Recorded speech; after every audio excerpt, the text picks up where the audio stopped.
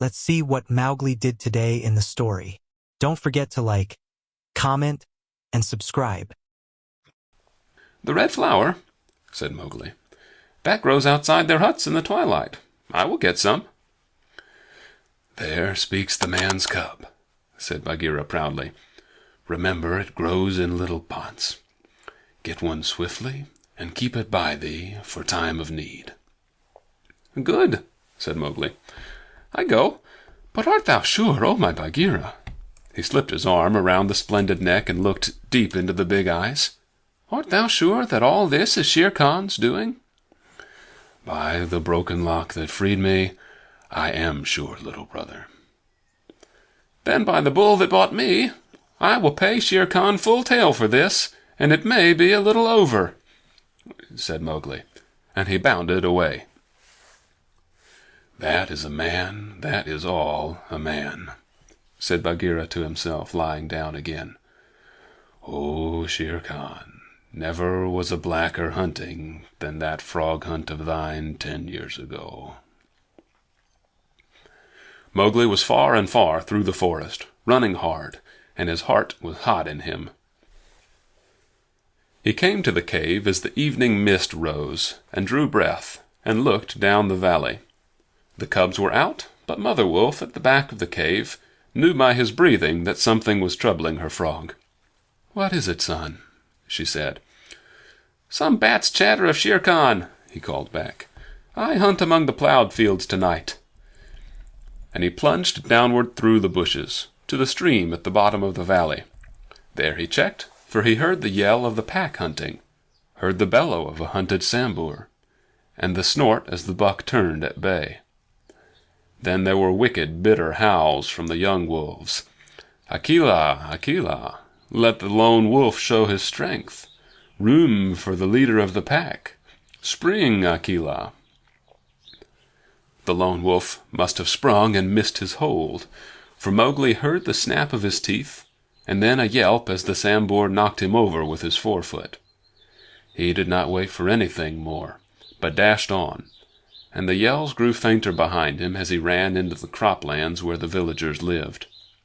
"Bagheera spoke truth," he panted, as he nestled down in some cattle fodder by the window of a hut. "Tomorrow is one day both for Akela and for me." Then he pressed his face close to the window and watched the fire on the hearth.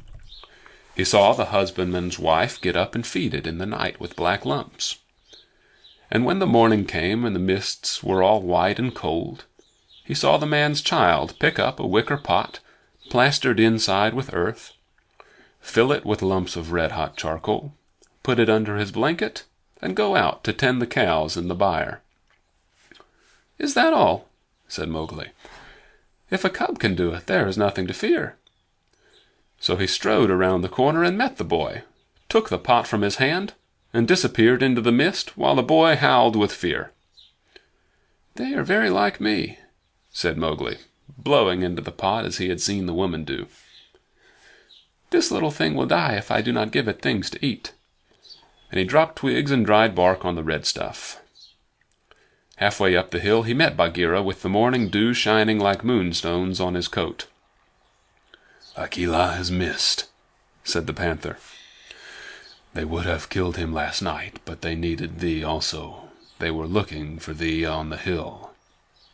"I was among the plowed lands. I am ready, see?" Mowgli held up the fire-pot.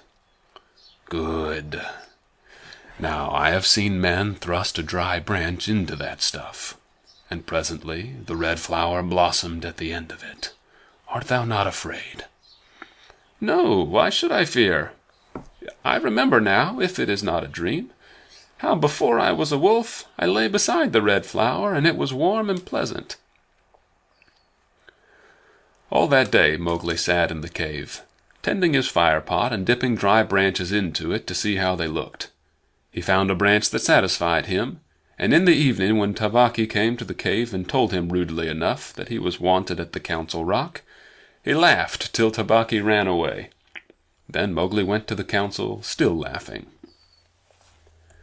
Akela the lone wolf lay by the side of his rock, as a sign that the leadership of the pack was open.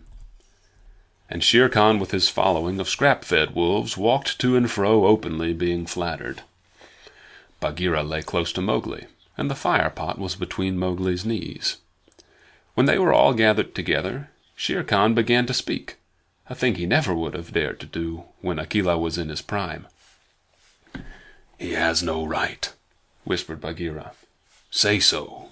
He is a dog's son. He will be frightened."